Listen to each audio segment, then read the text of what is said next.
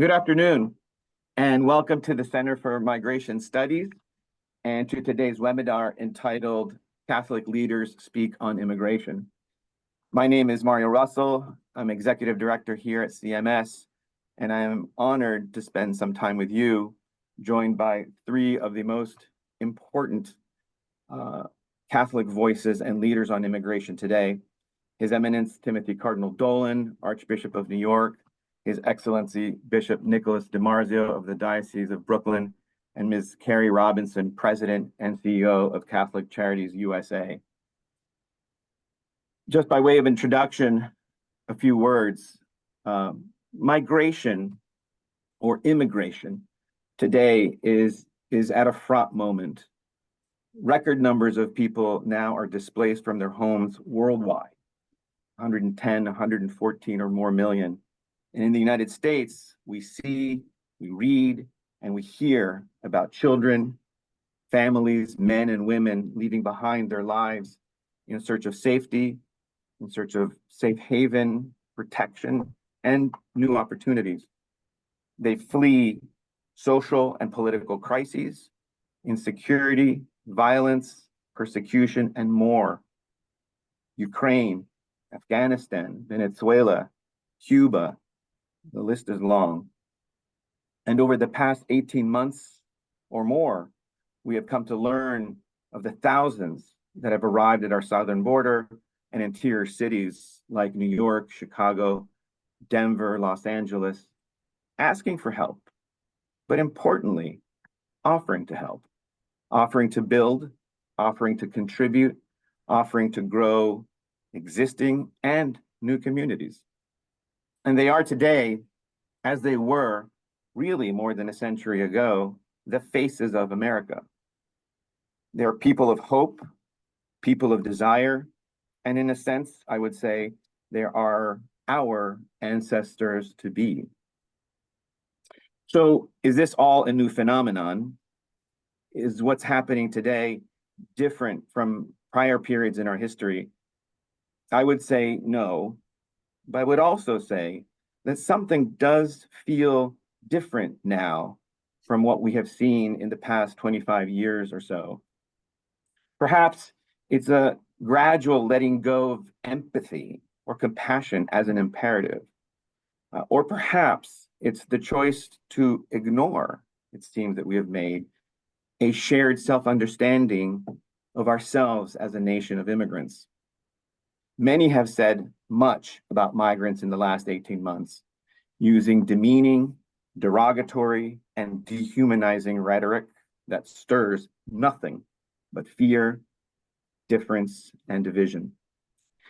There is, in the public discourse, the language of poisoning our blood, invasion, subversion, all on the shoulders of migrants. And this is powerful rhetoric.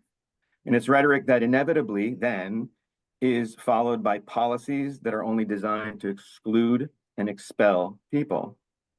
And in fact, on this last point, as we speak now, legislators are working basically a one-way compromise that trades foreign security with the rights and the dignity of migrants.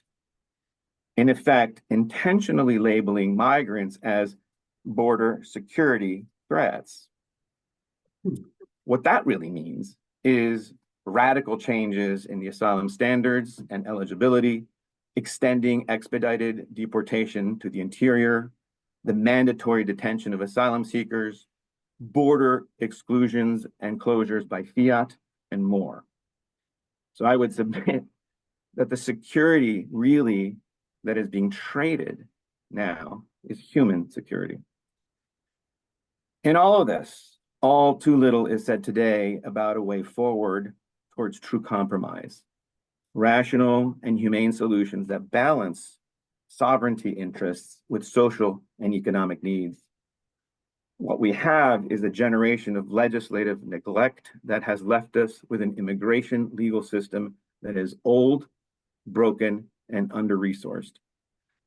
And we have only ourselves to blame if we still don't have comprehensive immigration reform, which is arguably America's #1 priority.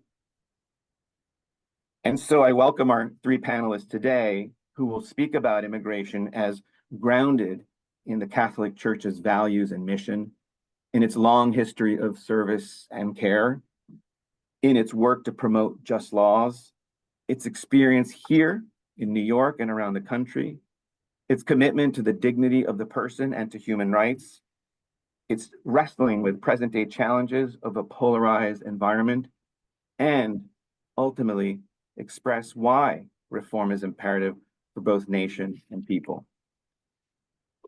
At the end of the presentations, the panelists will take questions, which will be moderated by me.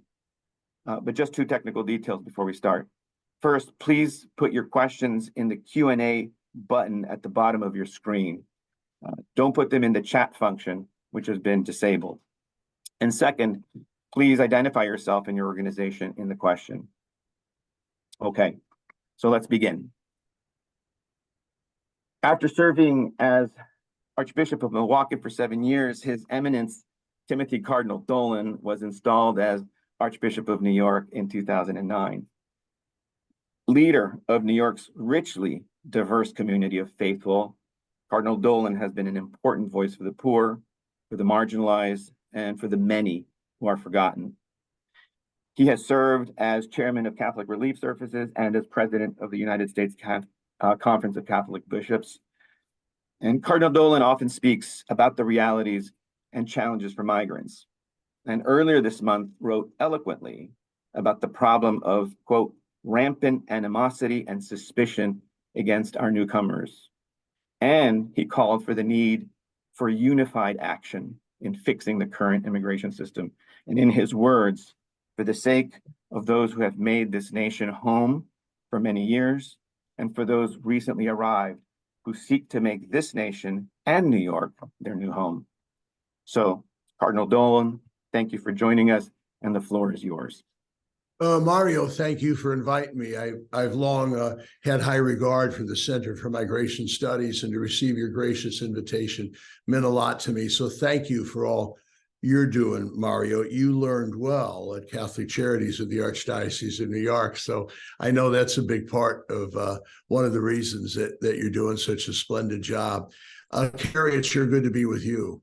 And we all know that when we're able to speak about the creative and effective work that the church is doing for our immigrants, a lot of that is due to Catholic Charities. So I'm glad to see you there. And Bishop DiMarzio is sort of the Babe Ruth of immigration reform and study in the Catholic Church of the United States. And he and I are friends, and we were neighbors when he was Bishop of Brooklyn. So I'm glad to be here.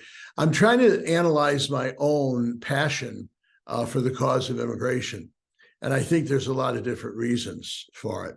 Number one would be that I would be the great grandchild of immigrants who happen to be from Ireland. And I'm proud of that. And that was an important part of growing up. And I can remember hearing my own grandparents speak about their love for America, and speak about, yes, the welcome that they received, but also speak about some of the animosity and resistance that they and their ancestors received here in the United States. So that's part of the recipe here, folks, for my own kind of fervor for the cause of immigration. Secondly, I'm a believer. I'm a believer in a God who has revealed a lot about the human person and the sacredness of human life and the dignity of every human person. I'm a believer in the Judeo-Christian tradition that considers it a moral imperative to welcome the immigrant and to protect them and to further their cause in whatever society in which we live. It would be difficult to find a religious creed that has more of a legacy of welcoming and defending the immigrant than the Catholic Church. The very word Catholic means everybody. And from the beginning, we've been a church of immigrants. We've been a church on the move, and we have welcomed them and defended them. Thirdly, I'm an American and a proud American. And I know it's the boast of this country that we are a nation of Americans, and that we are at our best when we have a generous, fair, but yet secure and safe immigration policy, which we ain't got now, as you mentioned, Mario. But as an American, that means a lot to me that our legacy is damaged and compromised when we are not a nation that fairly, equitably, and safely welcomes immigrants. And finally, the reason for my zeal for immigrants would be that I'm the Archbishop of New York. When I first got here in 2009, I had a sit-down meeting with Ed Koch, which is always memorable whenever you sit down with Mayor Koch. And he said to me, "You must remember and never forget." He wasn't the mayor then, he was a retired mayor. But he said, "You must remember and never forget when the immigrants came to New York, two great women welcomed them, Lady Liberty and Mother Church." And he said, "Never turn your back on that posture of welcome." So, and I don't think we have. So all those kind of combine into a recipe that makes me an advocate of the immigrant. I also have to admit to all of you that there's kind of a pragmatic utilitarian component here. It is good for us as a country and a church to welcome the immigrants. We're at our best. It calls forth what is most noble within us, and it helps our nation, and it helps our church. Bishop DeMarzio will back me up. In the New York metropolitan area, the Catholic population grows. Now that's not true in the rest of the northeastern quadrant of American Catholicism. That used to be the muscle, the heart, the soul, and the wallet of American Catholicism. This northeastern quadrant. That's not true. The Catholic population is diminishing, not in New York. Why? Well, I wish I could say it was because of converts. I wish I could say because it's of birth. It's because of the immigrant. So the immigrants make our church strong. The immigrant makes New York City strong. The immigrant makes our country strong. And that is another kind of push that when I'm tempted to get a little when I'm tempted to get a lazy about this, it says, "Dolan, no, you got to rise up and defend the immigrant." You also might know that the last 3 years I had the honor of serving as the chair of the Bishops' Committee on Religious Liberty for the bishops. This right now is a religious liberty question. I have a duty and a sacred responsibility to welcome and defend the immigrant. This is not some option. This is not some hobby. I have a duty to do that. And my constitution of the country that I love allows me the free exercise of my religion. And a big part of that is to welcome and to aid and defend the immigrant. When I hear bigots in our Congress sue Catholic Charities, when I hear bigots in our Congress suggest that we're the ones who are not patriotic and un-American, I'm saying, where have you ever read the First Amendment in the Bill of Rights? It is a moral imperative for every Jew, for every Christian, and yes, for every member of the Islamic faith to rise to the welcome of and defense of the immigrant. That is part of our moral heritage. And all of this, Mario and Kerry and Bishop DiMarzio, nothing new that you're hearing from me, kind of blends together to make this, in my book, a very passionate cause. I am honored to be to receive criticism and to be maligned for a defense of the immigrant. Then the same way the Bishop DiMarzio backed me up, we'll get 2 stacks of hate mail. One saying, "We're tired of you bishops defending the right of the baby in the womb." The other one saying, "We're tired of you bishops being hung up about the immigrants, and we're not going to support you anymore until you drop, well, whatever side they're coming from." I was like to say, we're in for gifts, not bribes. This is part of our Catholic responsibility to do this. And this is part of that pro-life ethic that gives a lot of flavor to our evangelical witness in the world today. I see I'm at 8 minutes, Mario. I know I'll have a chance to come back, but thanks for listening. Your Eminence, thank you so much. Thank you for that, fitting and timely meditation. Really appreciate it. Both reminders of who we are and a prescription for going forward. I hope we can come up with that a little bit over the next year. Let me turn to our next speaker now, His Excellency Bishop Nicholas DiMarzio, who served as Bishop of the Brooklyn Queens Diocese among America's most culturally diverse counties from 2003 to 2021. As Cardinal Dolan said, Bishop DiMarzio has spent his life and his ministry of over 40 years in the areas of immigration assistance and refugee resettlement services.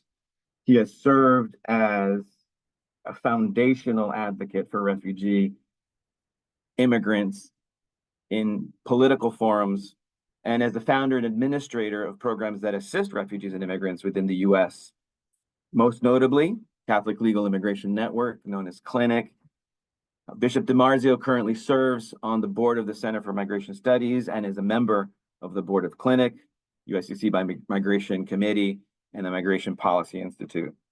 And Bishop DiMarzio will speak about the history and the legislative challenges concerning migration. Bishop DiMarzio, thank you. Thank you, Mario. Thank you, Your Eminence, for your wonderful beginning.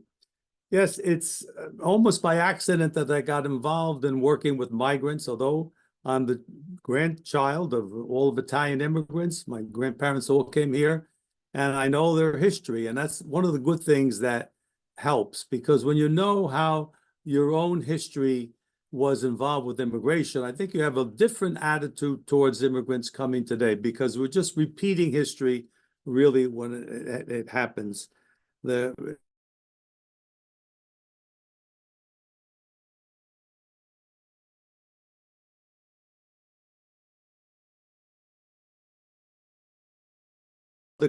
countries, to a large extent, is that anyone can become an American. That's not the case in many other countries.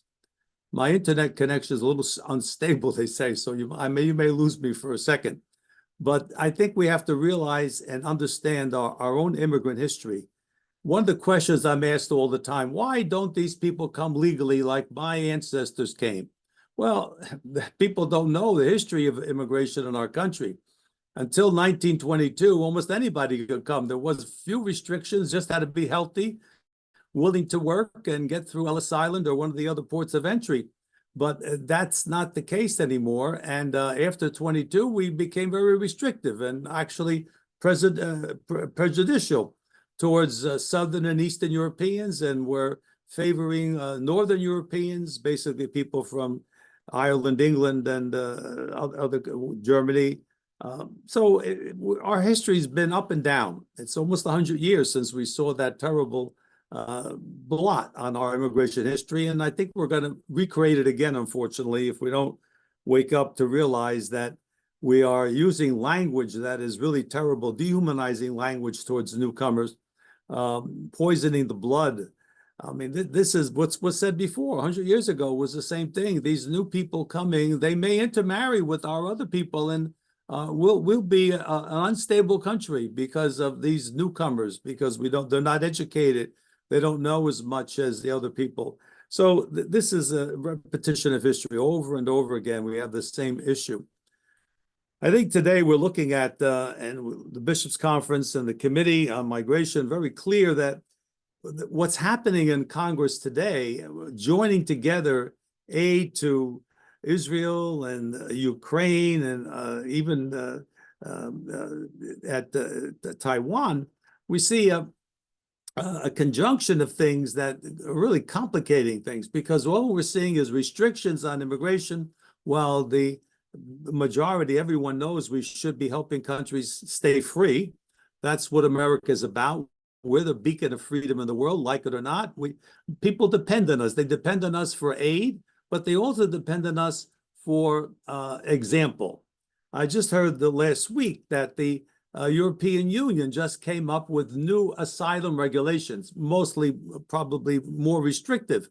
And usually the world follows us. Now they may be a little bit ahead of us, because we're coming up with very restrictive rules for asylum seekers. We know that not everyone who comes here can qualify to be an asylum seeker under the present laws. It's about 20% max that make it. And if these new rules go in, 10%. So asylum becomes a wonderful dream, but not a reality for most people. And many people need asylum. Some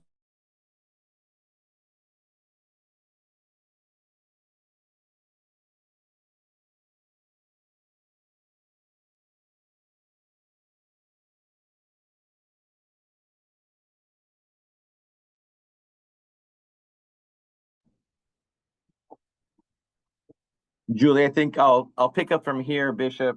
I think your internet connection might have been lost, and we'll come back to you so you can finish your remarks and pick up from there. And maybe what I would propose, Kerry, is if we move to you as our next speaker. Catholic Charities USA President Kerry Robinson is a delight to have you, a noted expert in Catholic leadership and philanthropy. And Bishop, I'm we're just back gonna again. move. Okay. We'll move quickly to Kerry and then we'll finish up. Okay. Okay, good. Thank you. We thought we'd lost you. Good. And noted expert in Catholic leadership and philanthropy, and only the second woman to lead the U.S. Catholic Church's domestic humanitarian work, which in the past year, nationwide, served more than 15 million people in need. Ms. Robinson is an accomplished writer and speaker on issues of service and mission, and for decades has served the Church to alleviate human suffering.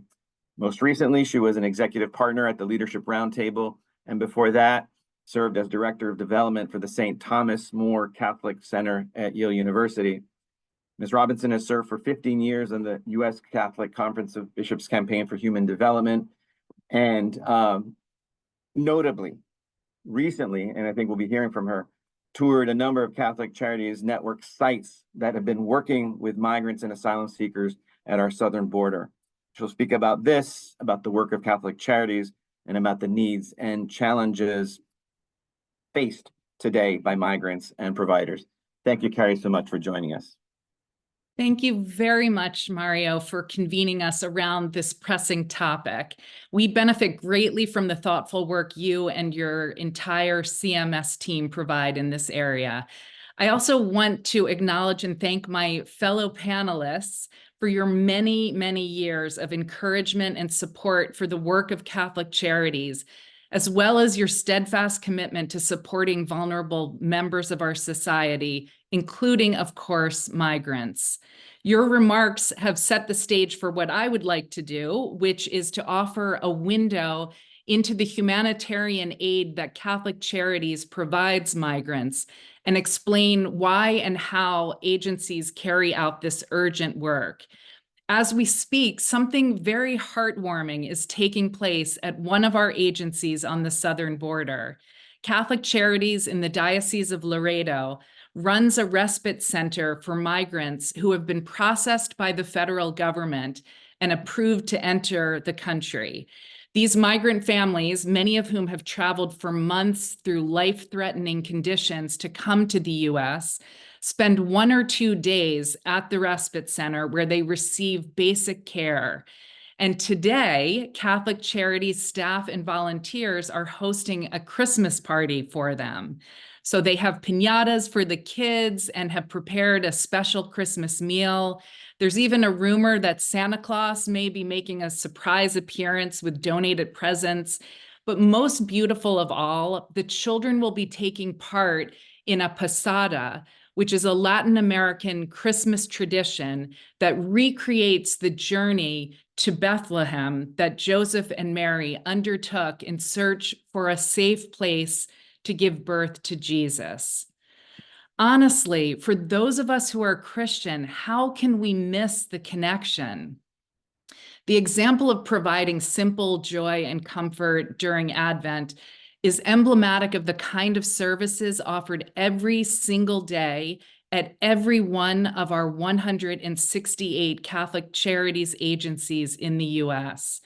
Catholic Charities agencies provide comfort, relief, and basic human necessities to people in need, regardless of their faith or background. Our clients face practically any challenge you can imagine. A family whose home was demolished in an instant by a tornado, an expectant mother unsure how to care for a newborn, a veteran looking to develop new skills, a senior barely able to afford medication, a person in recovery struggling with depression, a family materially impoverished, hungry, living out of their car. The people we serve all have one thing in common.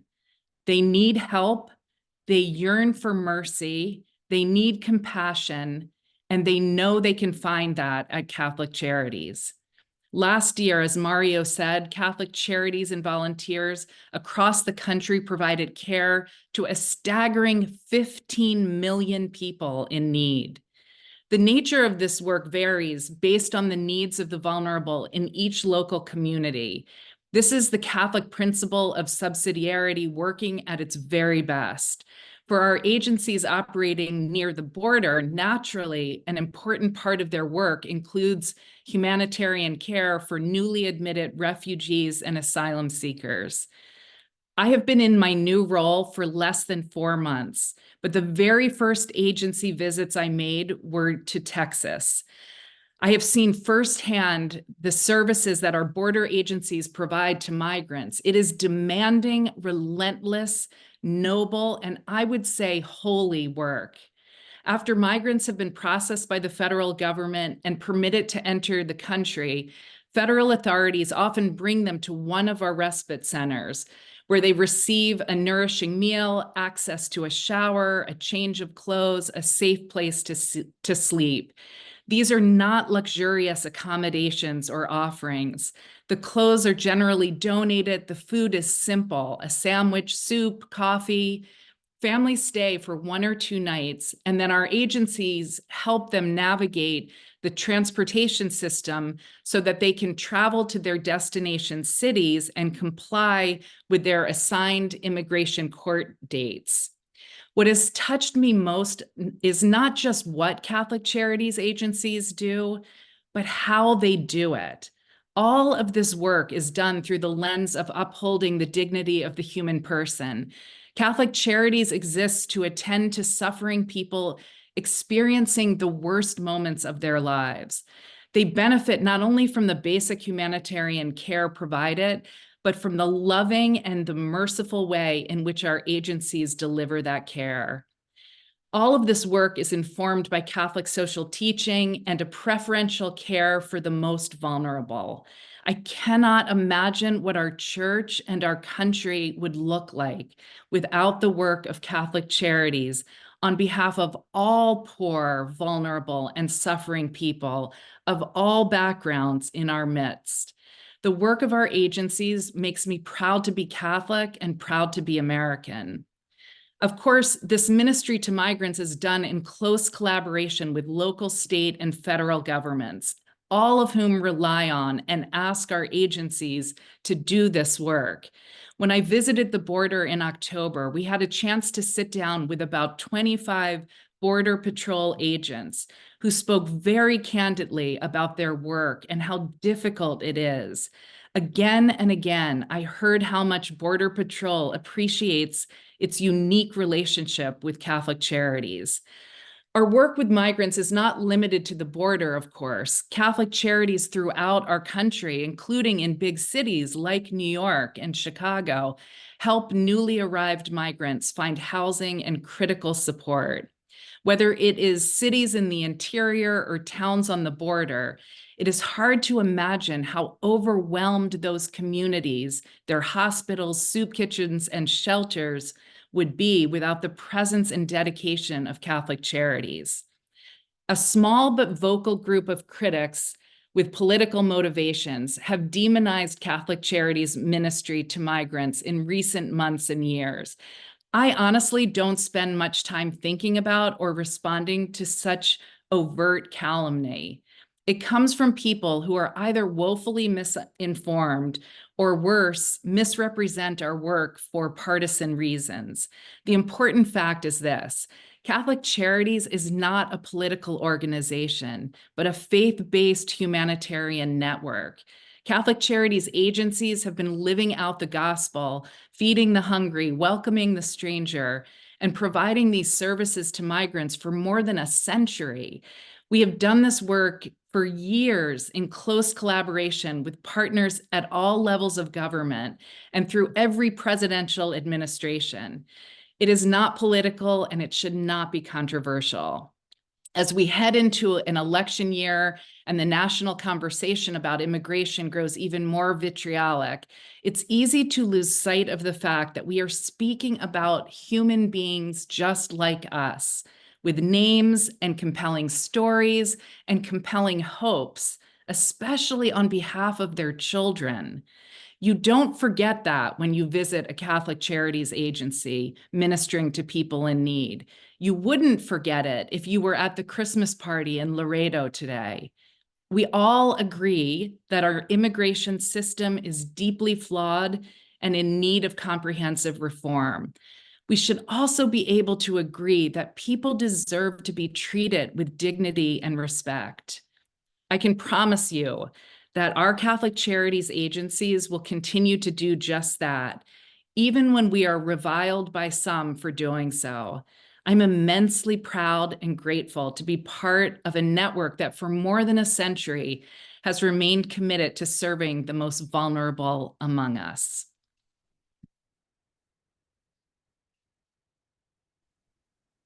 Kerry, thank you so much. Thank you for your words. And most importantly, thank you for taking on the immense task that you have at Catholic Charities USA, and one that I know you will execute incredibly successfully through the years. So thank you. Bishop DiMarzio, technology was not your friend a moment ago, so I want to make sure you have a chance to finish some of your thoughts, because I think there was much there. So I yield the floor to you.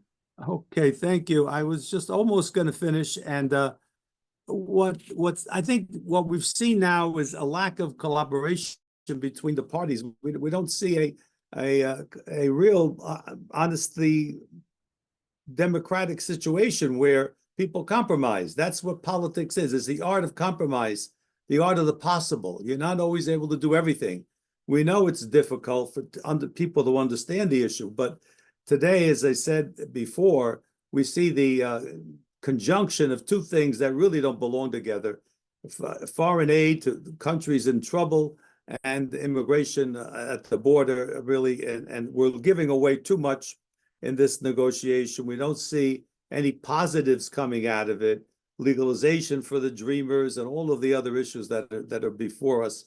It's a little discouraging, but this is what the situation is today. So I think what we need to do is to try to convince our lawmakers to be more positive on the contribution that immigrants make to our nation. Reading yesterday in one of the news stories of one of the northern states, and I think it was South Dakota, really needs nurses. They don't have nurses, and they're trying to get them in from foreign places, and they can't get them. So we're in a labor shortage in many places and from different categories of labor, and this is why we need immigrants. We need them for the benefit of the country, so they benefit us and we can benefit them. Thank you very much. That's incredibly on point. And we have just about 10 minutes or so, so I will move it to some of the questions. And what I'll do is I'll sort of synthesize a few of the questions that I see on the Q&A, and maybe I'll turn to you first, Cardinal Dolan. And echoing, frankly, what Bishop DiMarzio just talked about. What's needed, what's different, what's challenging about working with and in Congress. And you talked about the need for unified action. And given your understanding of really this polarized, it's not even dialogue, but just this sort of polarized sensibilities, what do you think?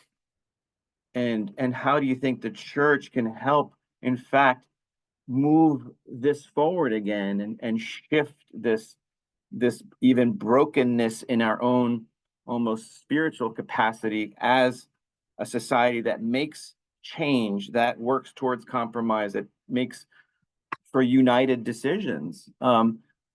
As a spiritual voice, how would you answer that if that's something that can be answered? You're on mute. You're on mute.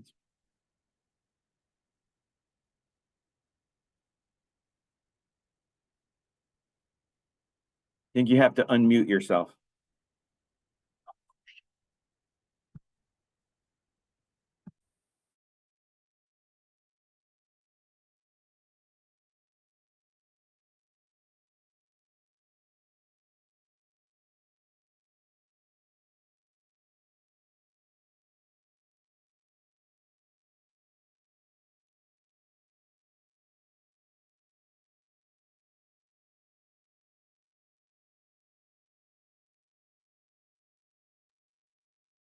All right, Julie, I don't know if you're able to unmute the cardinal.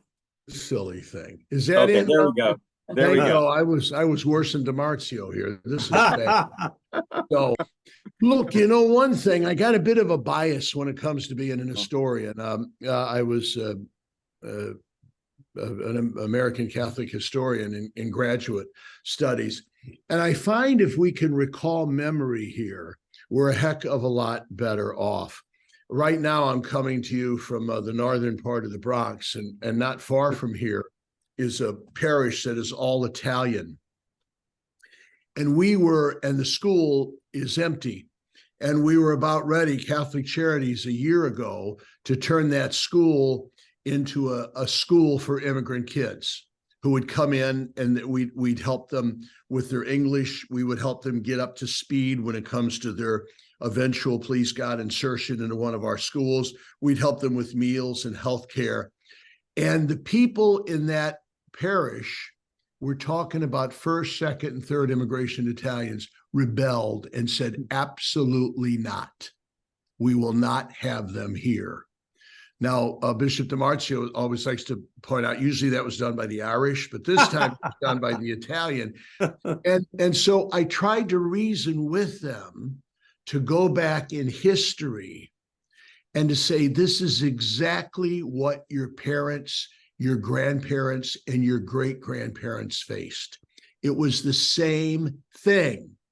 And gradually they began to recall the stories.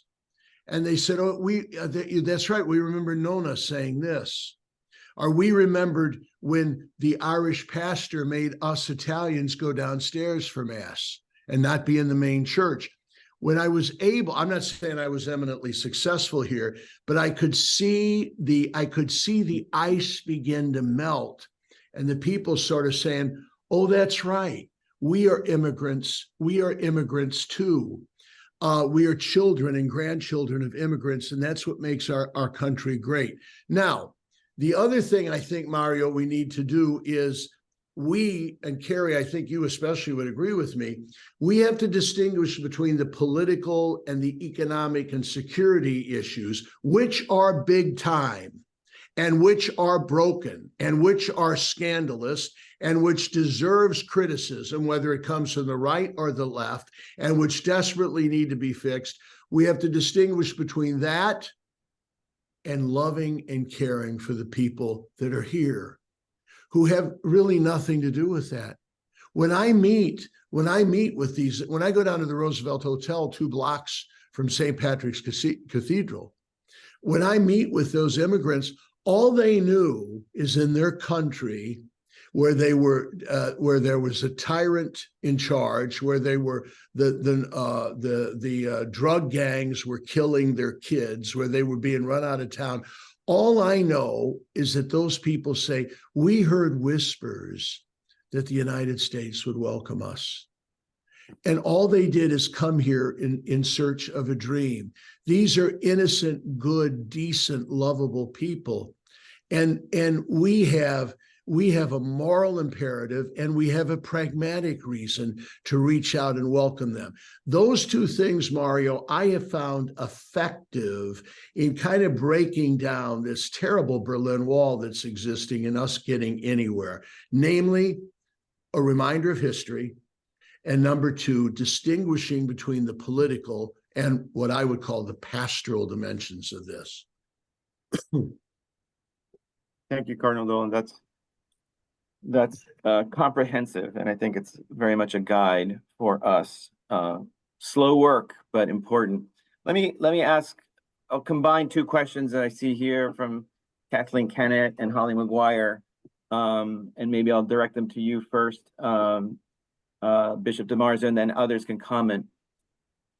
And the question is, how can Catholic Church leaders, and again, I think it goes a little bit to what you were speaking about a moment ago, but how can Catholic Church leaders challenge and confront the escalating rhetoric, which seems to be growing in our country, but in particular, the challenges when this is happening by people who call themselves Christian, perhaps Catholic, and how does the church sort of speak to that phenomenon as one that comes from, you know, adherents and faith-filled people? And the second piece I'll add to this, which relates to it, so you can answer both, is what is the best way, therefore, to counter negative press about immigrants in parishes? So what can parishes do to better educate, better inform, and better transform within the pews? Well, Bishop, so you want to go first?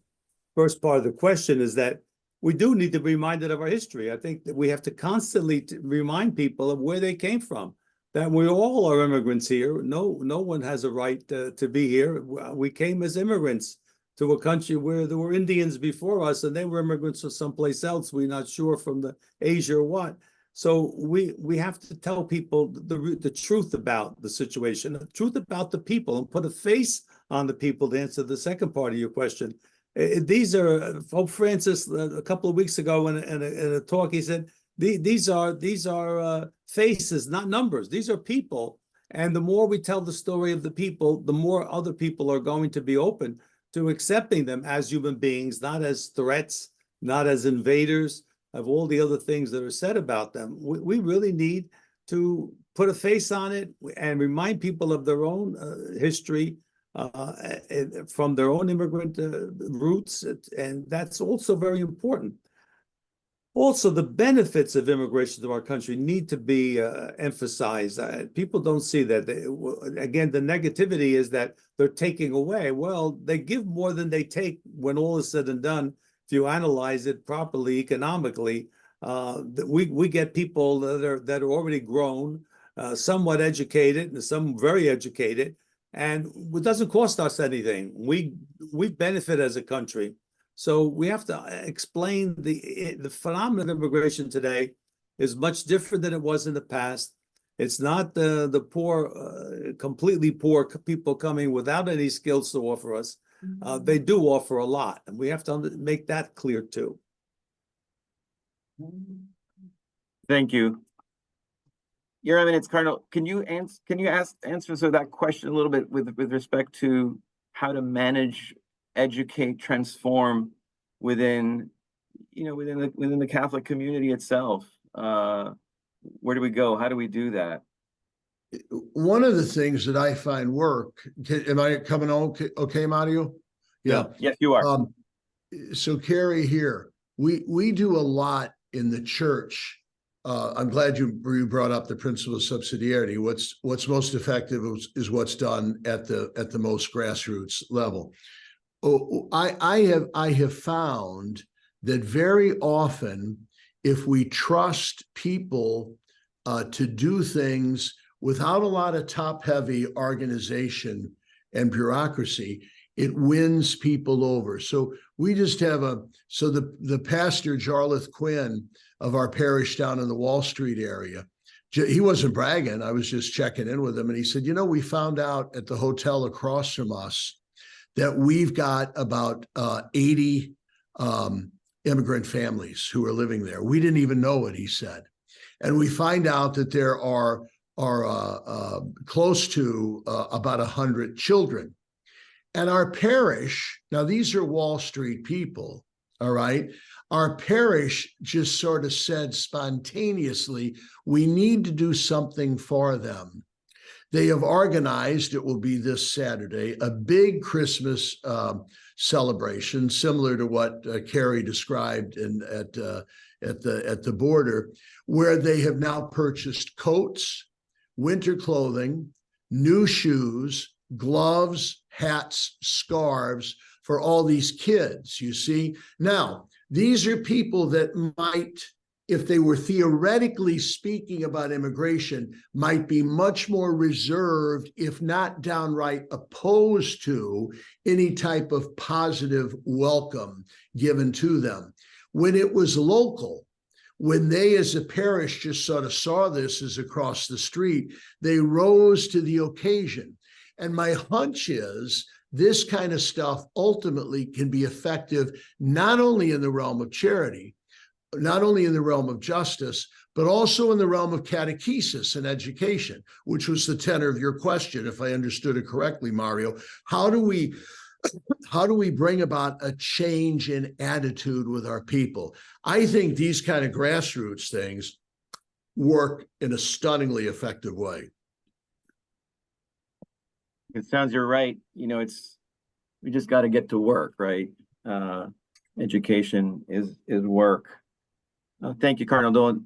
Kerry, I want to ask you what will probably be the last question, and maybe what this does is it nicely sort of broadens this conversation.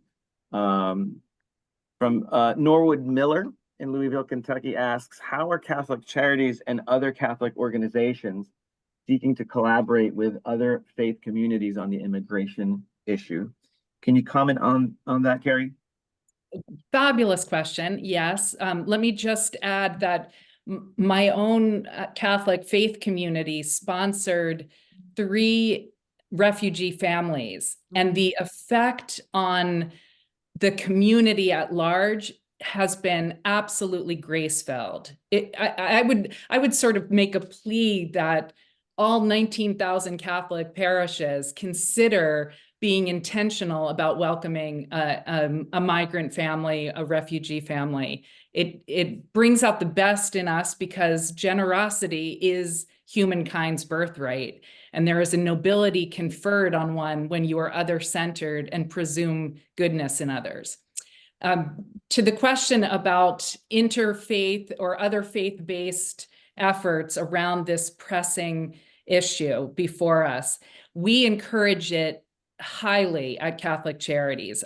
As many people of goodwill that we can enlist in welcoming migrants and providing these basic human necessities, the better. There's a concrete example that we are experiencing right now, which is a partnership with the Church of Jesus Christ of Latter-day Saints, who are able to mobilize truckloads of goods and have entered into a partnership with Catholic Charities because we do something that they would have to start from scratch to do. We have the infrastructure in place of 168 local agencies throughout the country.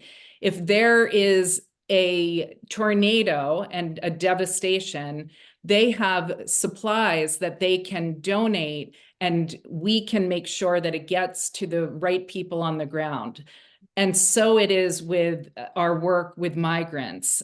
We had the wonderful opportunity of bringing some of our partners to the border so that they could see firsthand not just what is offered to migrant families, but the incredibly radical, merciful, dignified way in which that care is extended.